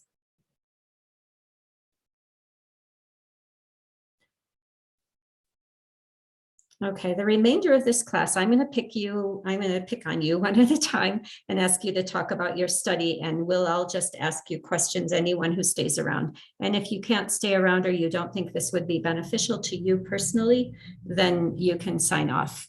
Otherwise, I'm going to just kind of get one at a time and we'll just see if we can get individual kind of conversations going about your own studies. So if you're signing off, just give me a goodbye so I know. Otherwise, I'm going to stop sharing my screen.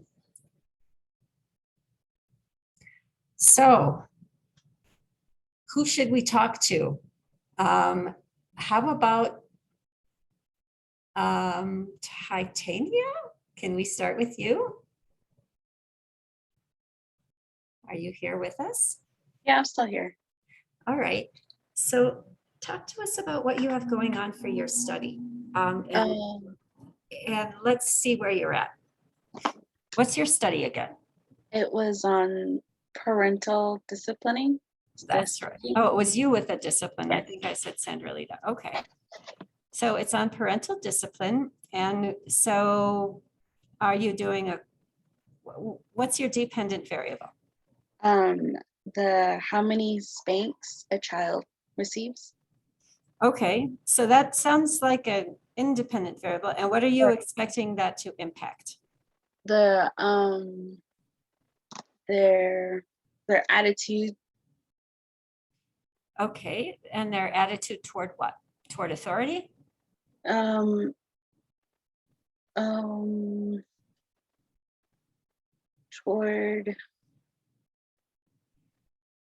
the wrong, the doing wrong, or when they Oh, get, their attitude toward what they had done. yeah, what they had done. Yeah. Oh, okay. Well, that's kind of cool. So you're looking at, in particular, you're looking at spanking as a disciplinary tool and exploring the impact of that on attitude toward, are you thinking wrongdoing in general or specifically the wrongdoing that they had done? I think you might have to, tell me about how you're going to conduct this study. Tell me how you're thinking about, who are you going to talk to?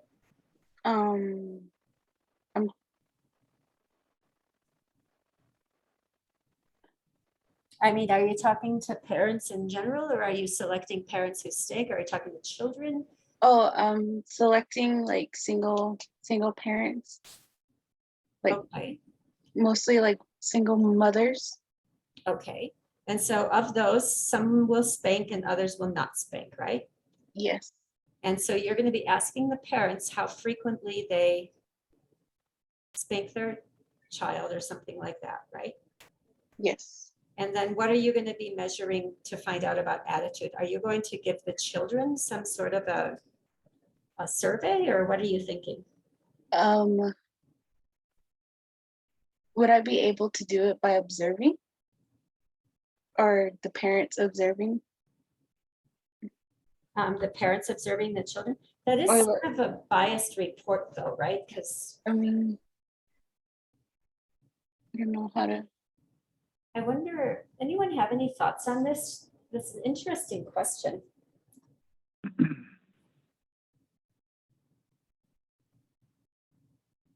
I was probably just thinking like maybe a question directly to the parent and how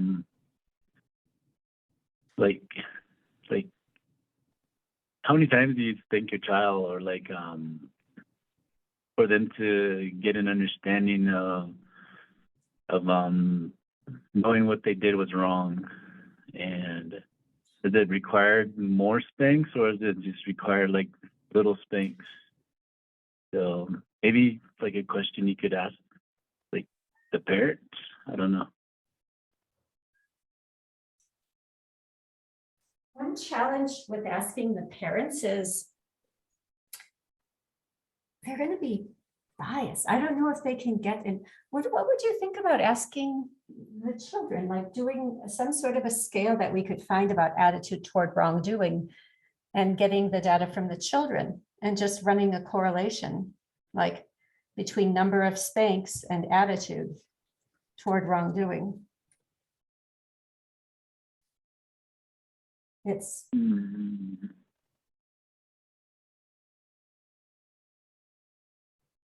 what strikes me is we could have moral development. Like moral development is like a more complex measure of attitude toward wrongdoing. And it looks at how they conceptualize right and wrong in general.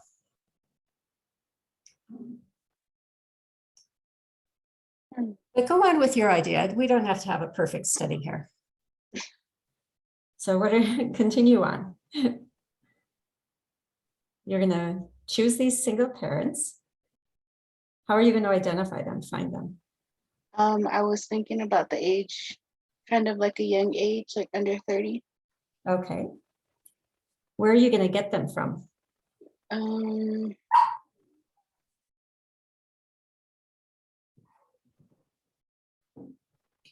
Maybe. And anyone who has thoughts.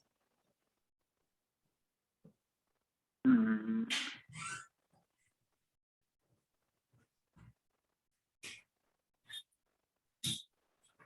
So what if you posted something up at a school and got them from a school? Could you do that? Post something up at, say, a daycare center, talk to a daycare center and post flyers that identify, say that you have you are interested in finding parents to participate in a survey, and that they would just have to be single, you're looking for single mothers to participate in the study of, childhood discipline. What about something like that? Go to a daycare center? yeah. Sounds neat. Or Okay, so you want to specify like how many daycare centers, even if you're not really going to do it, remember, so, you're going to go to 5 different daycare centers and you're going to post a flyer. And are you going to offer any compensation for these parents to participate? If I have compensation, Well, you can sort of imagine that you do, like, how much do you think would be, you would want to use?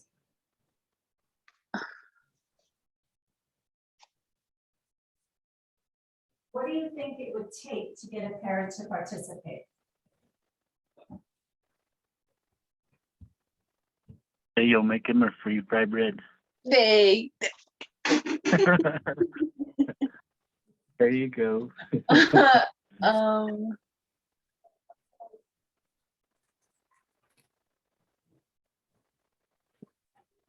A couple dollars, or like, what about a a pizza coupon, or maybe you have a friend who could, I mean, I don't know, you'll have to think about it. Or do you think they would just do it out of the goodness of their hearts? I think Or compensation would be good. Mhm. Maybe if the daycare is interested, they would offer like 1 day free of charge for their child to be cared for. Yeah. You could just think about what seems appropriate and not too excessive, because if it's too excessive, then you're sort of manipulating parents who don't have much money. Would it be like a care box? Would that be okay? Like just snacks for their children? Excellent. Yeah. I think that sounds like a really good idea. And then the survey is going to be a paper survey, Yes. and you're going to have some questions about discipline and some questions about their child's attitude. Maybe within that survey, you could have, you could ask. Yeah, I'm just a little worried about your dependent variable, about how you're going to get information about the child's attitude toward wrongdoing. Because you can't really know an attitude even. I mean, how are we going to find out about this, people? Help us out. Help us out. I'm drawing a blank. Let's help Titania.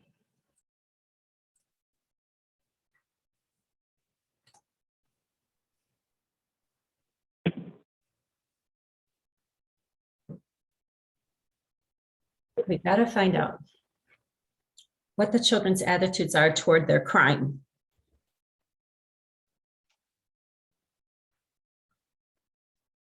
I think that you should choose school-age children. Let's say choose an age where they're old enough to.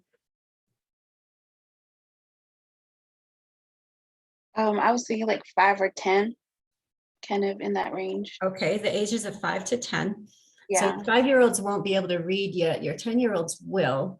So a survey of the child's attitude, you would have to have maybe the parent read the items to the child if they're younger, and then ask, and it might have when we do surveys with young children, we often use like smiley faces. And so the parent would, like we use a sad face or a neutral face or a happy face. I'll show you what I mean. And that's how often these things are done with young children. Of course, you're using a vulnerable population, so you'll have to talk about extra IRB permission.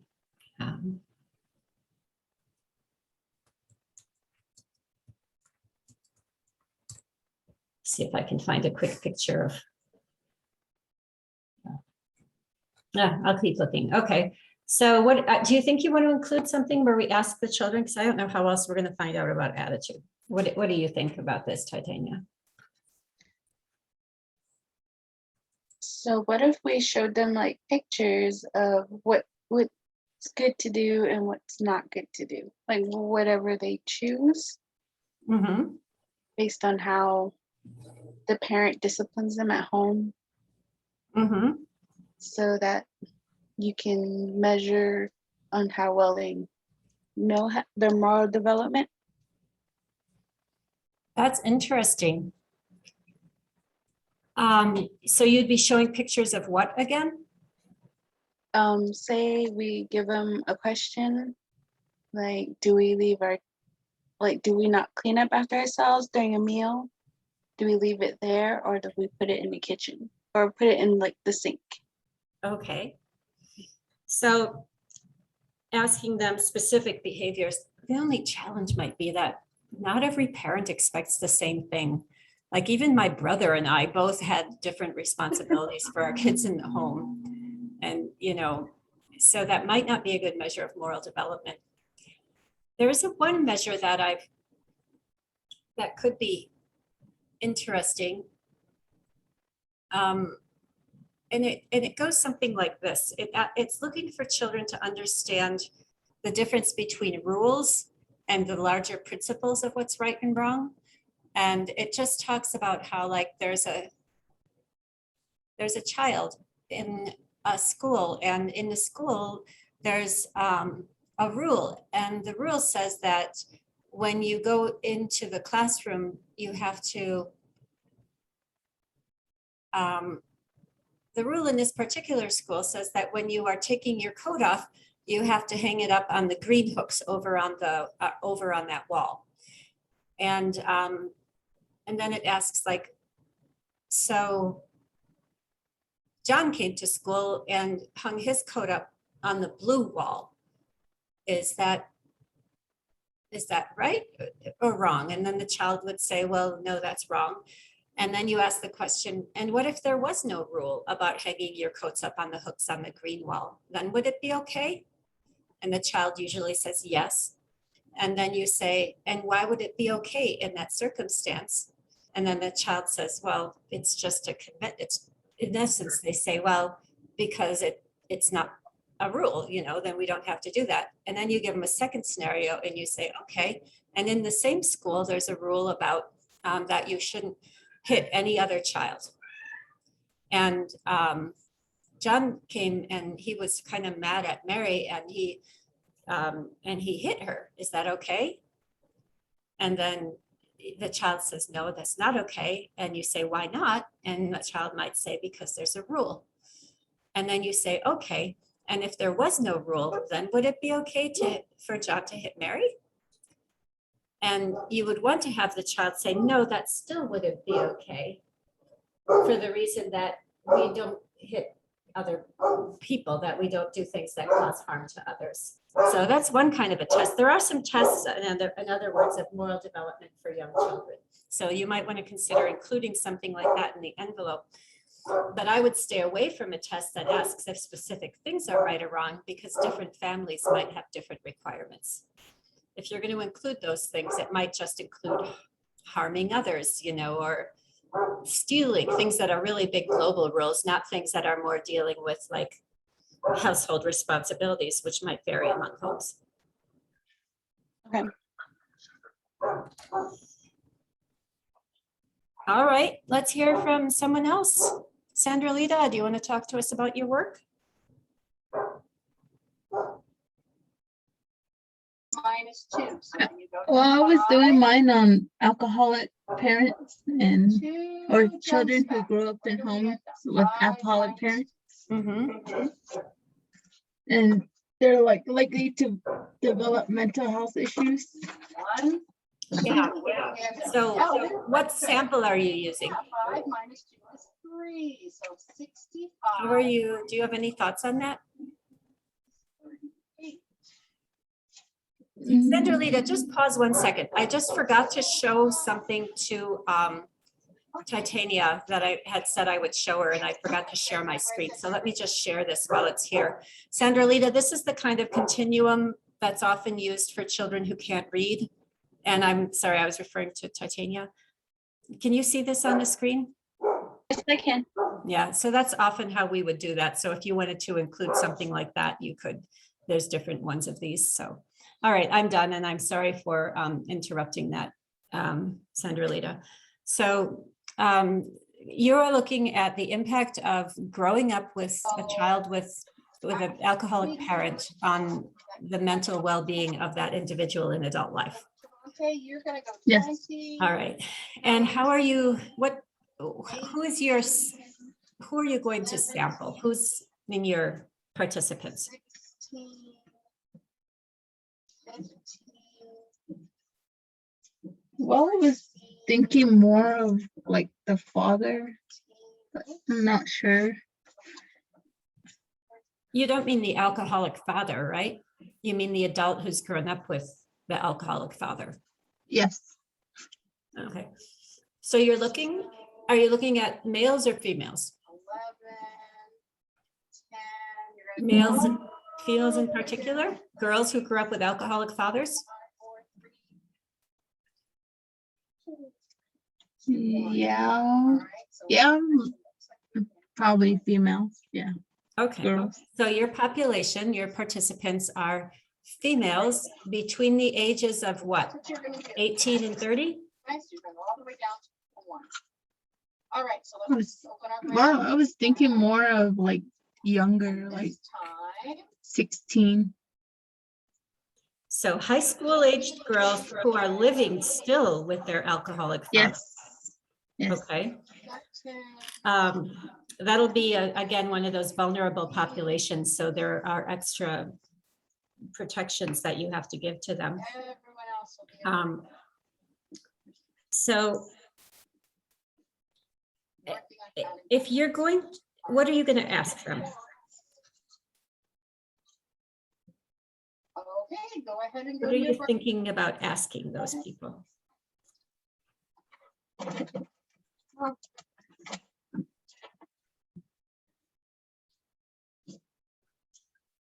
How would it affect them mentally or?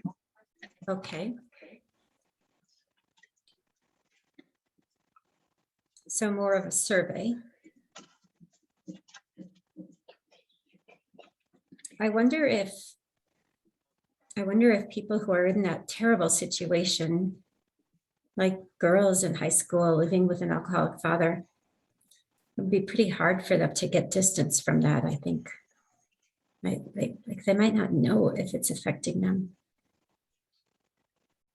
Because, you know, high school is a time of angst anyhow. It's a time of a lot of emotional turmoil and challenges. And so if a girl is having distress, it might seem to her, she might not know the source of her distress. She's very young. So I'm just wondering, I guess I don't feel that, I'm not sure of exactly what. Are you looking to do more of a qualitative piece, you know, where you're just where you're going to write about their experiences more? It's just that we're trying to do the quantitative piece in this class.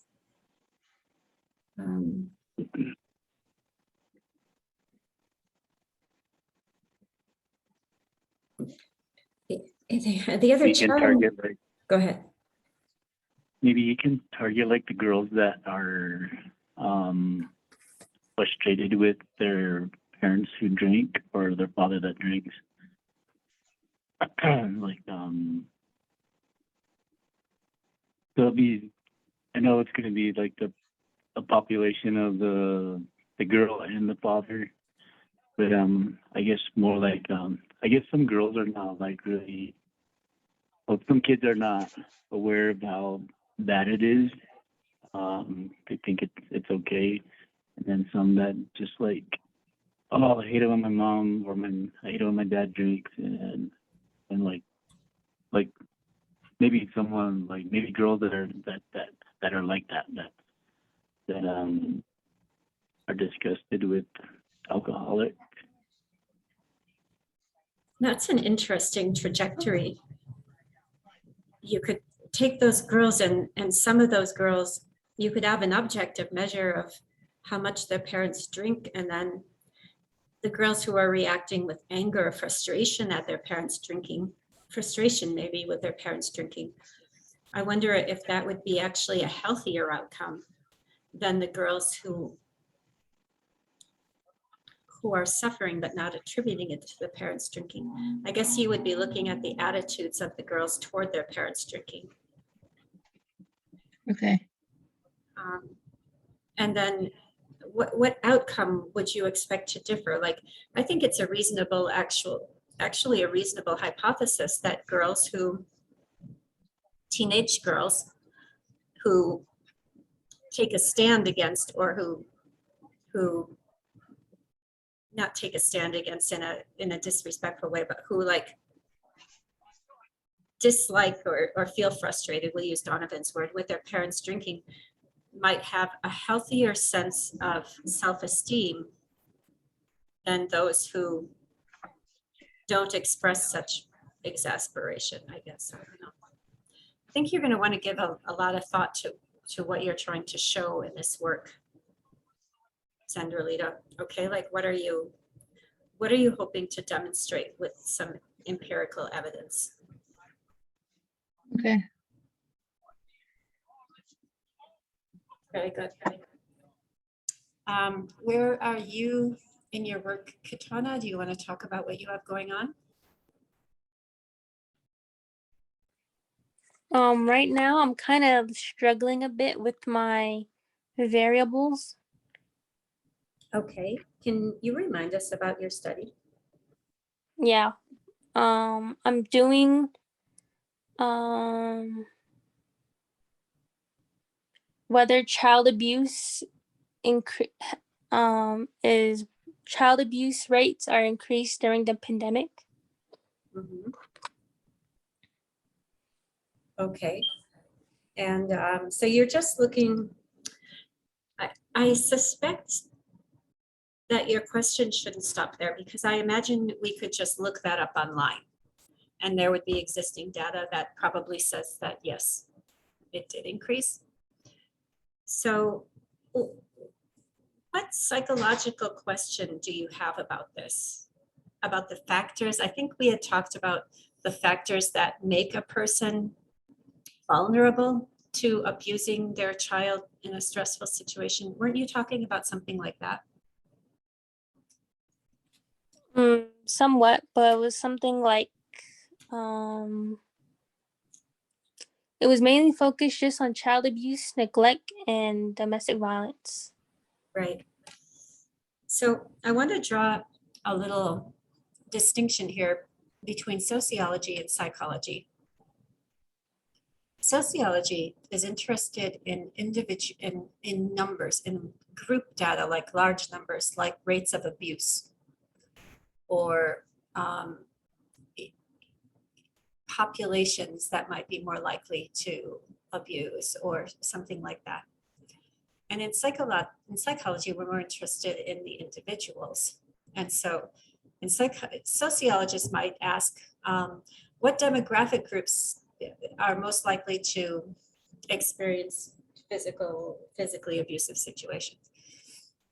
That question. And in psychology, we might say, what conditions in a person's, in individuals' lives might lead them to be more likely to commit child abuse?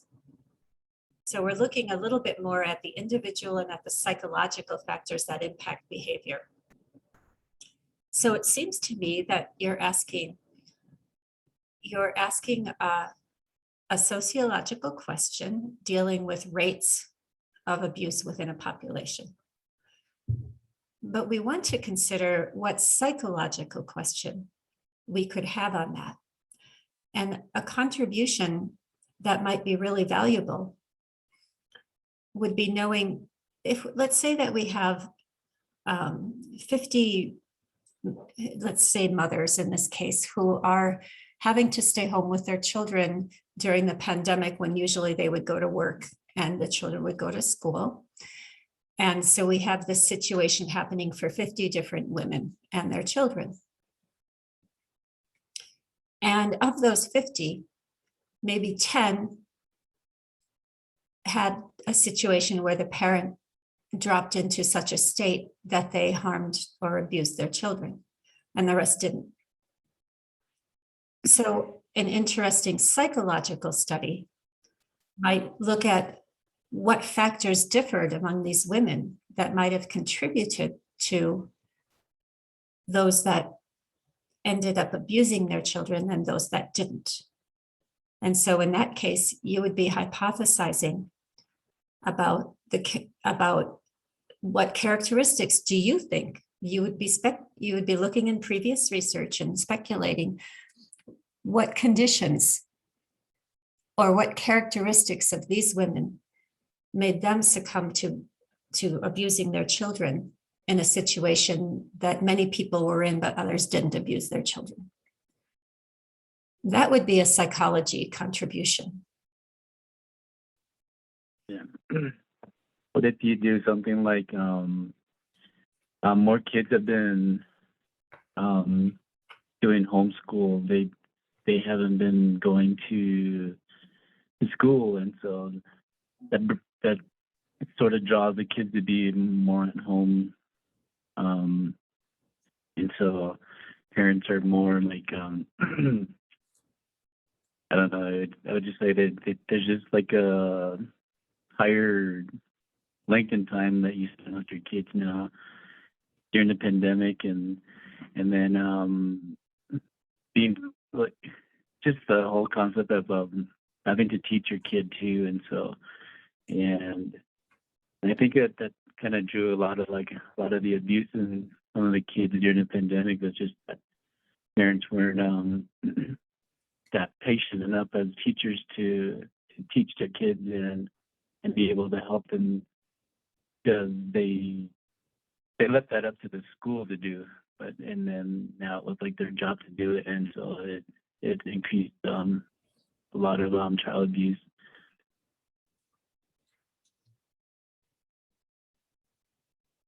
So Donovan's getting at the why question. What were the factors of the pandemic that led to the abuse? And was it, say, one thing he hypothesized is patience, that parents hadn't had practice at having that same patience as they have in the schools. And another thing he posited was the amount of time spent together. Maybe some parents had more time with their children than other parents did. And those are two variables that might be related to whether the abuse occurred. And so that could be another approach, would be to identify as participants. I don't think people would self-identify this way, unfortunately, but people who had abused their children and then gather from them information. But the big thing is you want to see what's different about them compared to the other parents, I would say. Then that would be the contribution that you'd be making to psychology. So, so you're going to have to really jump around in there a little bit and find out. Just giving rates of child abuse, that's not a psychological research proposal. And you're going to have to do something more in order for it to be research. And it could be, and you're going to have to probably do something that involves parents who abused and parents who didn't abuse.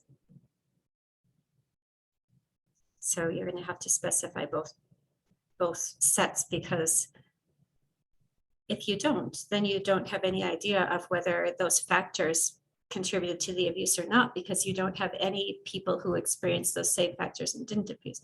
So you're going to have to find two groups to compare, I guess. And the only thing is, I think that if you put up a flyer in the school or something that said, you're interested in surveying parents who abuse their children during COVID, I don't think you're going to get any takers, because usually parents would be ashamed of that and they wouldn't want to talk about it. So there's something else for you to think about when you think about conducting your study, is how are you going to find these people and these situations?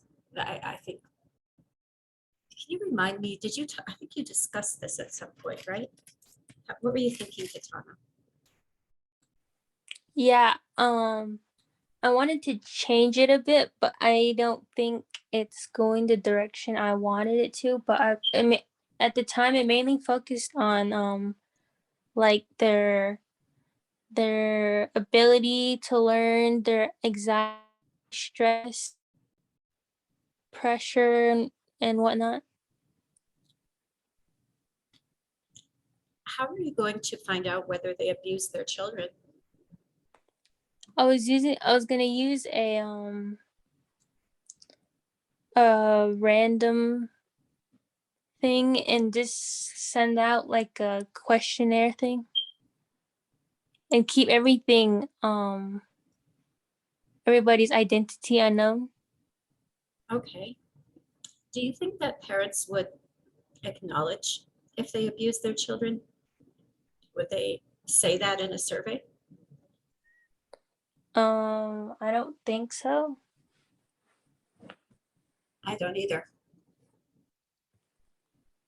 I think you might have to find those parents through a different source. Like maybe if they got reported for abuse using some sort of a record like that. I don't know how else you're going to find them. And so if they had a record and you compared those parents who abused their children based on their record, and then you also gathered data from other parents, then you might be able to find out the factors that were different for those who abused their children. But I think that's what you're going to have to do, because I don't think, even if you sent out a survey that you said was anonymous, I don't think they would acknowledge it. For good reasons. They don't want to lose their children, and that's always a risk.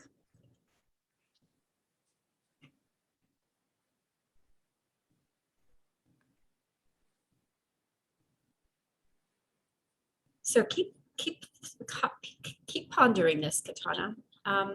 Does the things that we talked about today make sense to you and help you? Yeah, a little bit. I hope so. All right, well, keep kind of your mind on it, and let's schedule an appointment if you need one. And let's go on to Lisa, I think is the only other person here. So Lisa, what's going on with your work?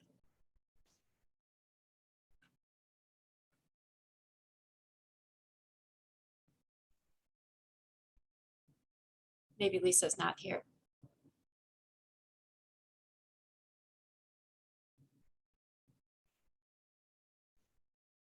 All right, everyone. Well, I think we'll wrap up, unless if any of you want to talk about this more, we can. Otherwise, we'll wrap up. We didn't have a break today, and I'll see you next week. So I'll say goodbye to you. Have a good one. Bye. Bye-bye.